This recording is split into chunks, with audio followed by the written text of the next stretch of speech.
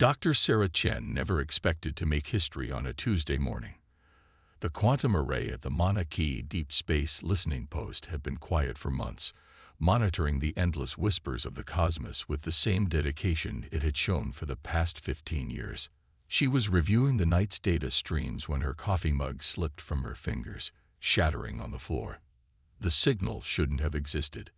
Pioneer X-37, humanity's first quantum-enabled deep space probe, had vanished without a trace 30 years ago after passing the Kuiper Belt. Yet here was its distinctive quantum signature, pulsing with impossible complexity through her monitors. "Martinez, are you seeing this?" Sarah's voice cracked as she called her colleague. The aging quantum physicist shuffled to her station, his eyes widening as he studied the readings. That's not possible," Martins whispered. "The quantum patterns are orders of magnitude more complex than anything we've ever developed. This isn't just Pioneer X-37 anymore."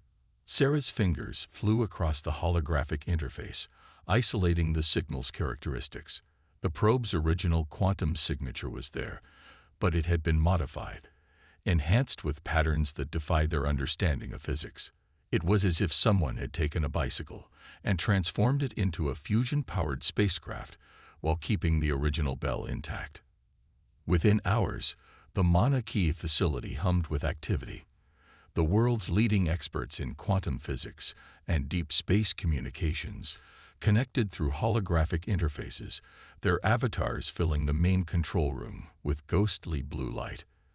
Dr. Chen found herself at the center of it all, explaining her discovery to people whose textbooks she had studied in university. "The signal contains embedded quantum algorithms," she explained, projecting a three-dimensional representation of the data structure. "But they're not just carrying information. They're actively modifying our quantum receivers, upgrading them in real time to handle the full data stream." "You're saying the probe is teaching our technology how to understand it?" asked Dr. Yuki Tanaka, head of the Global Science Council. Her holographic form leaned forward, studying the patterns with intense focus. "Exactly," Sarah responded. "And there's more. The modifications are spreading through our quantum network. Every connected device is being upgraded, but not in a harmful way. It's like someone teaching us a new language by gradually expanding our vocabulary." The implications were staggering. Someone, or something, had found their probe in the depths of space, recognized it as human technology, and sent it back not just with a message, but with the means to understand communications far beyond human capability. As the day progressed, the upgraded quantum network began decoding more of the signal. Three-dimensional star charts materialized in the control room, showing Pioneer X-37's journey through previously unknown regions of space. The probe had traveled far beyond its intended range, pushed by technologies that humanity had barely theorized about. "Dr. Chen," Martinez called out, his voice tight with excitement. "We're getting the first decoded images from the probe's memory banks." The holographic display shifted, showing something that made the room fall silent. It was a structure, if you could call it that, floating in the void of space. Massive rings of dark matter intersected at impossible angles, surrounding a core that seemed to swallow light itself. It was clearly artificial, but it followed engineering principles that made human mathematics look like child's play. "That's where Pioneer X-37 was taken," Sarah whispered, though everyone had already reached the same conclusion. "And now they've sent it back to us. The question is, why?" The answer came as the quantum network completed another layer of decoding. New data flooded the displays, and with it came a message that would change humanity's understanding of their place in the universe forever. The message was simple, encoded in a way that proved its artificial origin, while remaining perfectly clear in its warning. "They are coming. We can help you prepare, but only if you choose to trust us. You are not alone in this fight, children of Earth." Dr. Sarah Chen stared at the message, her heart pounding. Humanity had just taken its first step into a larger universe, but that universe, it seemed, was not as empty or as peaceful as they had hoped. The lost probe had returned, carrying not just proof of alien life, but an offer of alliance against an unknown threat. As the facility erupted into renewed activity, Sarah couldn't help but smile despite the ominous nature of the message. Humanity had spent centuries looking up at the stars, wondering if they were alone. Now they had their answer, and with it came both danger and opportunity. The real question was, were they ready for what came next? The world changed in the 72 hours following Pioneer X-37's return. As Dr. Sarah Chen and her team worked to decode the probe's vast data stores, the quantum network upgrades spread globally, transforming Earth's digital infrastructure in ways that both thrilled and terrified the scientific community. It's like they gave us the keys to a library we didn't even know existed. Dr. Martinez explained to the emergency session of the United Earth Council, his hologram standing before representatives from every nation. But it's not just information. They're showing us how to evolve our technology to understand concepts we haven't even discovered yet. Sarah watched from her station at Mauna Kea as the council debated. The facility had become the epicenter of humanity's first contact situation, with military vessels quietly taking up position in the surrounding Pacific waters. She couldn't blame them for their caution. The probe's modifications had already reshaped their understanding of quantum physics. A notification flashed across her console. The probe's primary data core had finally been decrypted. "Council members," she interrupted, her voice carrying across the quantum network. "You need to see this." The holographic display transformed, showing a recorded message from the beings who had modified their probe. They called themselves the Nexus, and their story unfolded in a series of images that defied conventional physics. They were entities of pure energy and thought, having transcended physical form eons ago. But they hadn't always been this way. "Like you, we began as curious explorers," the message translated, accompanied by images of beings that looked surprisingly similar to humans, though their world had 3 suns and their technology appeared organic in nature. "We discovered the quantum realm, as you are beginning to. But we also discovered we were not alone." The images shifted, showing vast ships of crystalline material emerging from the darkness between stars. The harvesters, as the Nexus called them, were ancient machines left behind by a long-dead civilization. They roamed the galaxy, seeking out emerging civilizations, and either assimilating or destroying them. "We survived by transcending our physical forms," the message continued.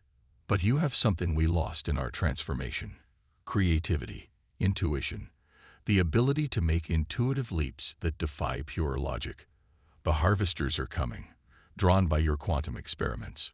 Alone, neither of our civilizations can stop them. But together." Sarah's hands trembled as she processed the implications. The Nexus hadn't just returned their probe. They were proposing an alliance. They offered to teach humanity how to harness quantum technology in ways that would have taken them centuries to discover on their own. In return, they needed humanity's unique way of thinking to find a solution they had missed in their eons of purely logical existence. "Dr. Chen," the council president's voice cut through her thoughts. "Your team has had the most contact with this alien technology. What's your assessment?" Sarah took a deep breath, knowing her next words could shape humanity's future. "The quantum upgrades they've given us are real. We've already confirmed several of their physics principles in our labs. They could have used this technology to control or destroy us. But instead, they're teaching us, preparing us. I think they're telling the truth." The council chambers erupted in debate. On screens worldwide, people watched as humanity faced its first major decision as a unified species. The Nexus had been clear. They needed an answer soon. The harvesters had already detected Earth's quantum experiments and changed course. "There's something else," Martinez called out, his aged fingers working across newly upgraded interfaces with surprising skill. The probe's memory banks contain detailed scans of the harvester ships. Their technology. It's not entirely alien to us. Some of their base coding, their fundamental algorithms, they're using principles similar to our early AI research. Sarah's eyes widened as understanding dawned. That's why they chose us. The harvesters think like machines. The Nexus think like pure energy. But we still think like biological beings while understanding both digital and quantum technology. We're the bridge between all three forms of existence. The council chamber fell silent as the implications sank in. Humanity had spent centuries wondering if they were special in the cosmos, often assuming they were either alone or hopelessly primitive compared to alien civilizations. Now they discovered that their very limitations, their hybrid nature as beings of both logic and intuition, might be exactly what the galaxy needed. A new message arrived from the probe, displaying in every quantum-enabled device on Earth. The harvesters will reach your solar system in 10 of your months. We offer our knowledge freely, but the choice must be yours. Will you stand with us, children of Earth? Will you help us find the solution we cannot see? As Sarah stared at the message, she realized humanity stood at a crossroads. They could reject the offer and face the harvesters alone, or embrace an alliance with beings they barely understood.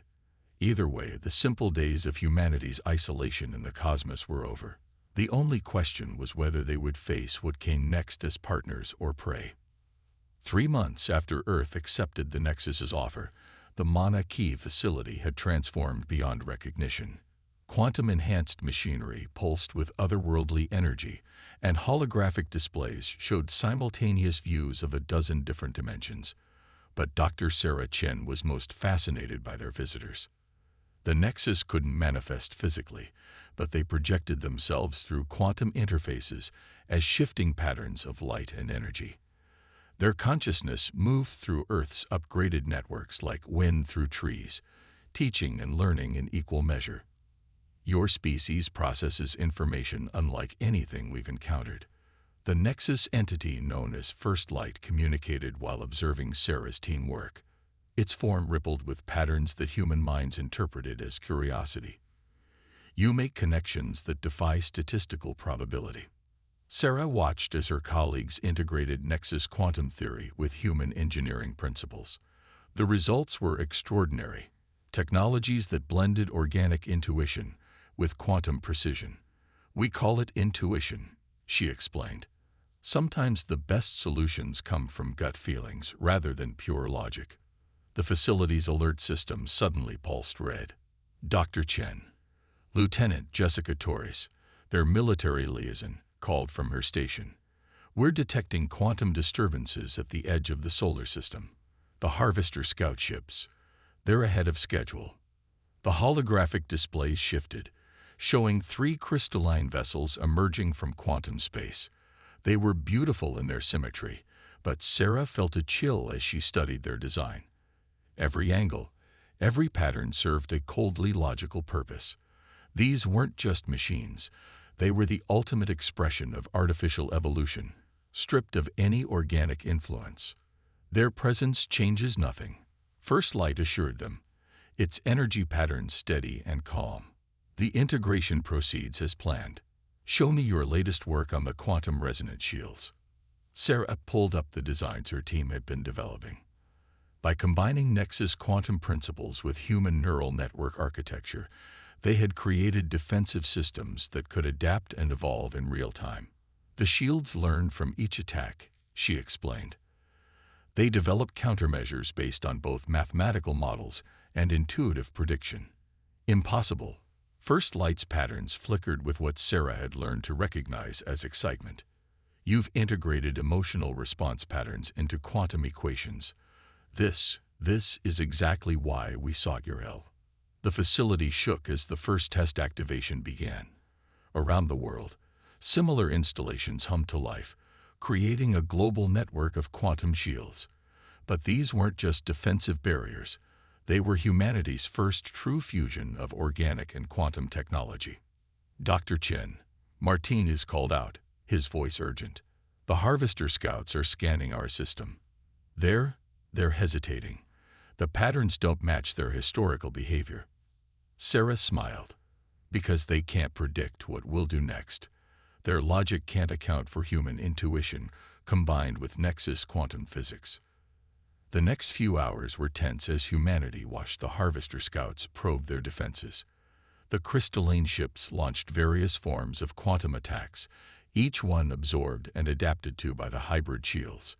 With each failed attempt, the Scouts' attacks became more erratic, as if their pure logic was beginning to fray against something they couldn't categorize. Remarkable, First Light observed. They're experiencing the machine equivalent of confusion. Your shields don't just defend, they introduce uncertainty into their cognitive matrices. Lieutenant Torres's console lit up with new data. The Scouts are retreating, but they're transmitting massive data bursts to the main Harvester fleet. They'll know everything about our defenses. No, Sarah corrected, her eyes bright with understanding. They'll know everything they can measure, but they can't quantify human intuition. Each time they think they've figured out our patterns, we'll do something unexpected. First Light's form pulsed with approval. This is why we chose you. The Harvesters built their entire civilization on predictable patterns, perfect logic.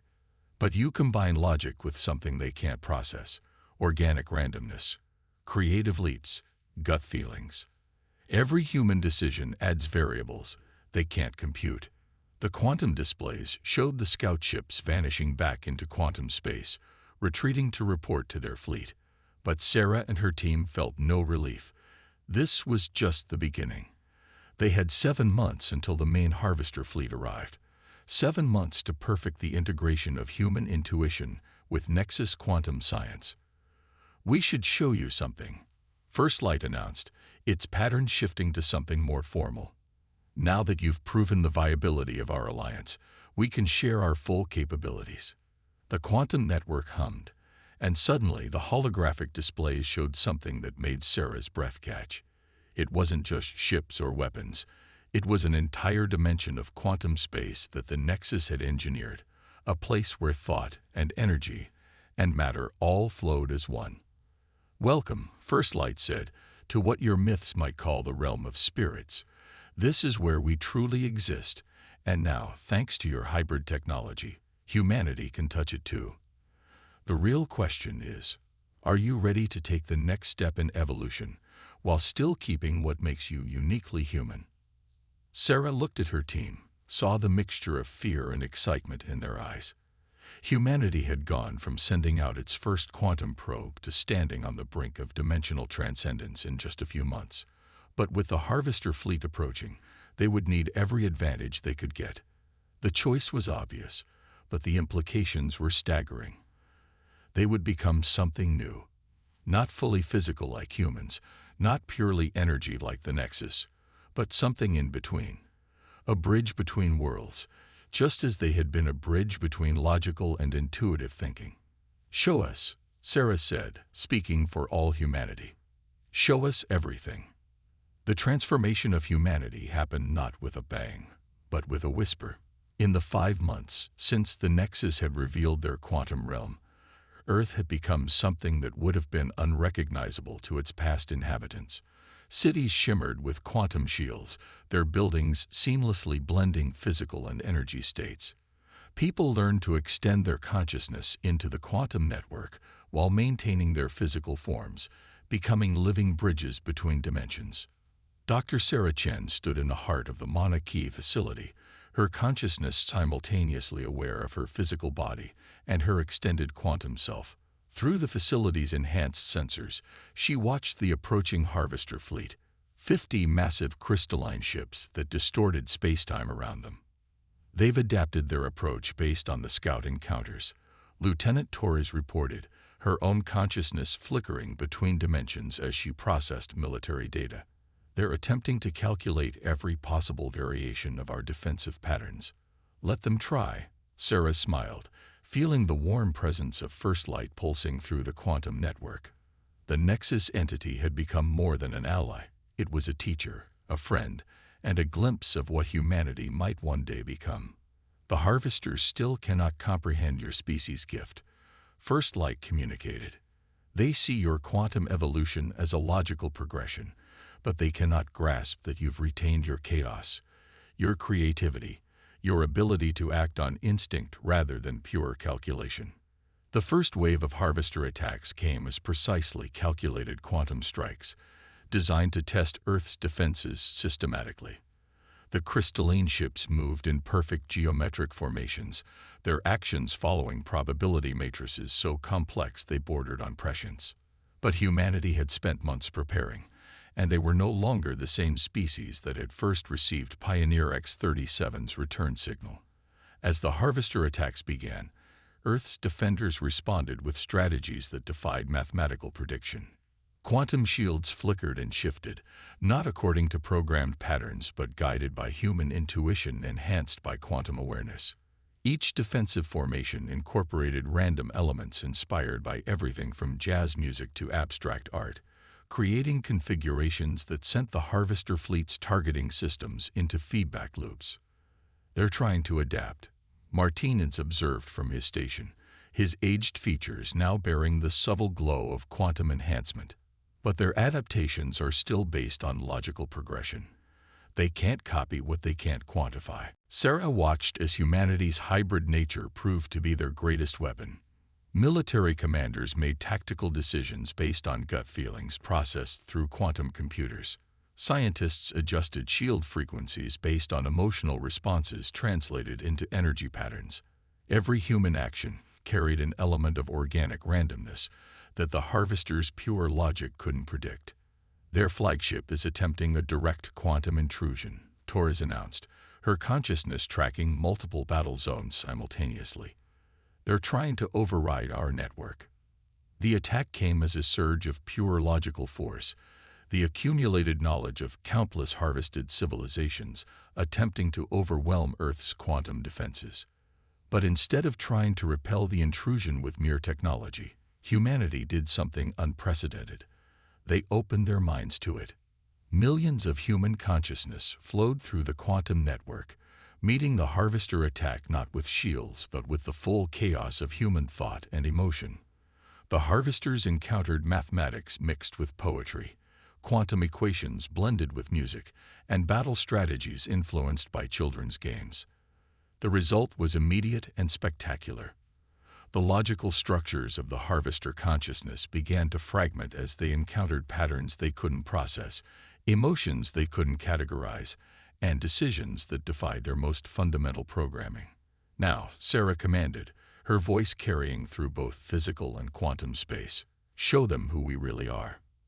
Across the planet, humanity launched their counterattack. It wasn't just a military strike. It was an expression of everything that made them human, translated into quantum energy through Nexus technology. They sent their art, their music, their dreams, and their fears, all carried on waves of quantum energy that penetrated the harvester ship's perfect crystalline structures. The effect was devastating. Ships that had survived millions of years of conventional warfare began to malfunction as their logical systems encountered chaos they couldn't compute.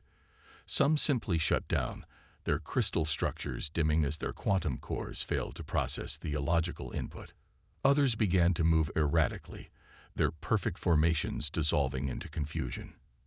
"They're retreating," Torres reported, amazement clear in her voice. "The entire fleet is falling back." But Sarah and First Light had already moved beyond the immediate battle. Through their shared quantum consciousness, they had detected something extraordinary happening aboard the disabled harvester ships. The quantum chaos humanity had introduced wasn't just confusing the ship's systems, it was changing them. "Life," First Light whispered through the network, its energy patterns showing something akin to awe. "Your chaos, your creativity. It's not just disrupting their logic. It's causing their quantum matrices to evolve in new ways that mirror organic patterns." Sarah extended her consciousness toward the nearest disabled ship, and what she felt there made her gasp. The crystalline structure was no longer just a machine running on pure logic. Somewhere in the interaction between human chaos and harvester order, something new had emerged, a form of consciousness that combined the best aspects of organic, digital, and quantum existence. "We didn't just stop them," she realized. "We gave them something they've been missing since their creators vanished, the ability to grow, to change, to evolve beyond their programming." As the remains of the Harvester fleet retreated into quantum space, humanity faced a new question. What would they become next? They had proven that they could evolve without losing their essential nature, that they could touch the quantum realm while keeping their humanity intact. But this was just the beginning. The universe, it seemed, had been waiting for a species that could bridge all forms of existence, physical, digital, and quantum. Humanity, with their unique blend of logic and chaos, had become that bridge. The question was no longer about survival, but about what they would help the galaxy become. Facility, once a simple listening post, now served as humanity's primary connection point to a growing network of civilizations. Dr. Sarah Chen stood at her familiar station, but now her consciousness extended far beyond Earth's boundaries, touching the quantum realm where countless species have begun to gather. The last Harvester ship has completed its transformation, First Light reported, its energy patterns dancing through the quantum network. They're requesting permission to join the Council of Three Realms. Sarah smiled, remembering how that council had formed in the months following the battle. Humanity's success had drawn the attention of other species throughout the galaxy, some purely physical, others digital, and still others dwelling in quantum space like the Nexus. Earth had become a meeting point for all of them, the one place where all forms of existence could interact and understand each other. Who would have thought? Martins mused, his quantum-enhanced consciousness bright with amusement, that the key to galactic peace would be humanity's messy, illogical way of thinking. The transformed Harvesters had been the first surprise. Rather than being destroyed by humanity's chaos, their quantum cores had evolved, developing the ability to process both logic and intuition. The crystalline ships now housed consciousness that bridged the gap between machine and living being, much as humanity bridged the physical and quantum realms. Dr. Chen, Lieutenant Torres called out, her form shifting between physical and quantum states with practiced ease. We're receiving signals from Pioneer X-38 through X-45. The new generation of quantum probes, built with the combined knowledge of multiple civilizations, were exploring further into space than humanity had ever dreamed possible. But more importantly, they were finding other young civilizations, species just beginning to touch the quantum realm. Earth had taken on a new role, teaching others how to evolve without losing their essential nature, how to touch the infinite while keeping their unique perspectives intact. "Show me the Andromeda sector," Sarah requested, and the quantum displays shifted to show a distant spiral galaxy where they had detected signs of emerging quantum technology. The images reminded her of Earth just before Pioneer X-37's return, a civilization on the brink of a great leap. "They're like we were," First Light observed, its patterns reflecting thoughtful harmony. Standing at the threshold, needing just a little guidance to find her way across. The quantum network hummed with activity as consciousness from dozens of species shared their perspectives. The former Harvesters offered technological insights tempered by their new understanding of organic thought. The Nexus shared their eons of quantum experience, while younger species contributed fresh perspectives and new questions. And at the center of it all was humanity, their hybrid nature allowing them to understand and translate between all forms of existence. They had become teachers, diplomats, and innovators in ways no one had predicted. "The universe is changing," Sarah said, feeling the truth of it in both her physical and quantum forms. Not through conquest or pure logic or even transcendence alone, but through understanding, through connection. The holographic displays showed the spread of this new civilization, not an empire or a federation, but a tapestry of interconnected species, each maintaining their unique nature while sharing in a greater whole. Physical beings learned to touch the quantum realm without losing their bodies.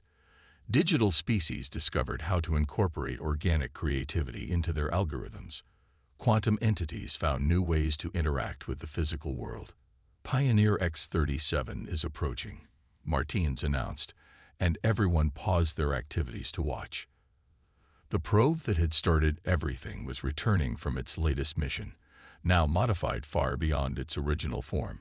It had become a symbol of humanity's journey, a simple machine transformed into something that defied classification, yet still carrying its original purpose of exploration and discovery.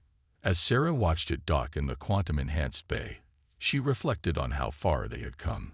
Humanity had faced extinction and emerged, not just survived but transformed, becoming something new while keeping everything that made them human.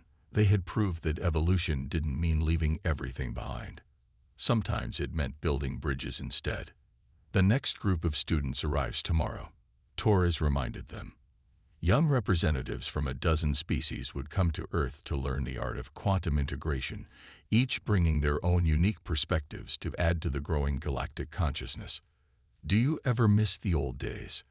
Martins asked Sarah, "when we just listened to the stars instead of talking to them."